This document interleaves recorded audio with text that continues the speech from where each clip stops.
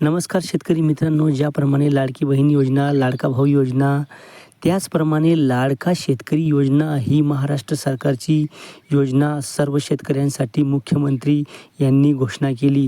तरी पण तुम्ही त्यांचे भाषण ऐकू शकता. आधीचं सरकार रॅकेटमधलं होतं, आपलं सरकार चांगल्या जॅकेटमधलं आहे, चांगल्या भावना चांगल्या योजना करणारं सरकार आहे. आणि खरं म्हणजे आधीचं सरकार म्हणजे काय काय करायचं माहित नाही, टेंडरचं रॅकेट करायचं, बा काही कोटीचं पॅकेज घ्यायचं. पण आमच्या सरकारचं काम म्हणजे शेतकऱ्यांच्या पिकाला थेट मार्केट. आमच्याकडे पॅकेट नाही, आमच्याकडे किसा शेतकऱ्याला मार्केट देण्याचं काम आहे. आणि म्हणून आमच्या सरकारचं एकच धोरण आहे, कष्टकरी, वारकरी आणि सुखी शेतकरी अशा प्रकारचं धोरण आपण राबवतोय. आणि म्हणून मी आज एवढंच सांगतो, मी आपल्याला एवढंच सांगतो, मुख्यमंत्री माझी लाडकी बहीण योजना आली, अन्नपूर्णा योजना आली, लाडका भाऊ योजना आली.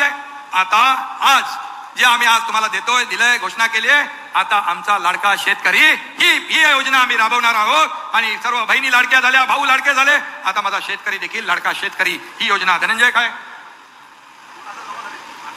अकाउंट मध्ये तुमच्या बघा 2000 रुपये आलेत का? बघा जरा मोबाईलवर बघा, आले काय? बघा, हे सरकारचं काम. अभी बटन दबाया, पैसे डायरेक्ट अकाउंट में, बटन दाबलं खात्यात पैसे, हे सरकारचं काम आहे. त्यामुळे माझ्या शेतकरी बांधवांनो, बहिणींनो, माझ्या बहिणींना पण वाटलं नव्हतं बटन दाबल्यावर पैसे येतील. तिकडे तर बटन दाबायच्या अगोदरच आम्ही सोडून दिले पैसे. 14 तारखेपासून पैसे यायला लागले, पैसे यायला लागले.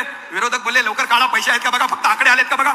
माझ्या बहिणी बँकेत गेल्या, पैसे काढले, खरेदी केली, आपल्या मुलांसाठी केली, आपल्या परिवारासाठी केली. शेवटी अर्थव्यवस्थेला चालना देण्यासाठी सगळ्यात महत्वाचं म्हणजे कोण काम करत असेल तर माझ्या माईला भगिनी करत असतील, माझ्या बहिणी करत असतील. कारण परिवार कसा चालवायचा, कशी काटकसर करायची, त्यांच्यापेक्षा दुसरा कोणी समजू शकत नाही. माझे भाऊ इकडे बसलेले आहेत, आपण सगळे बाहेर असतो, पण घर चालवणारी आपली भगिनी असते, बहीण असते. आणि म्हणून हे पैसे अर्थव्यवस्थेत येतील, अर्थव्यवस्थेला चालना मिळेल, खरेदी होईल, विक्री होईल, आणखी अर्थव्यवस्था बलवान होईल. आणि म्हणून मोदीजीने सांगितलंय, हे महिला सक्षम तर देश सक्षम, महिला आत्मनिर्भर तर देश आत्मनिर्भर, आणि महिलांचा सन्मान तर देशाचा सन्मान. आणि म्हणून महिलांना सक्षम केलं तर देश पुढे जाईल. आपला देश महासत्ता, आर्थिक महासत्तेकडे नेण्याचं स्वप्न मोदीजींचं आहे.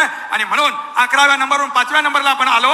आणि आता मोदीजींचं स्वप्न आहे की जगामध्ये भारत अर्थव्यवस्थेमध्ये 3ऱ्या नंबरला आला पाहिजे.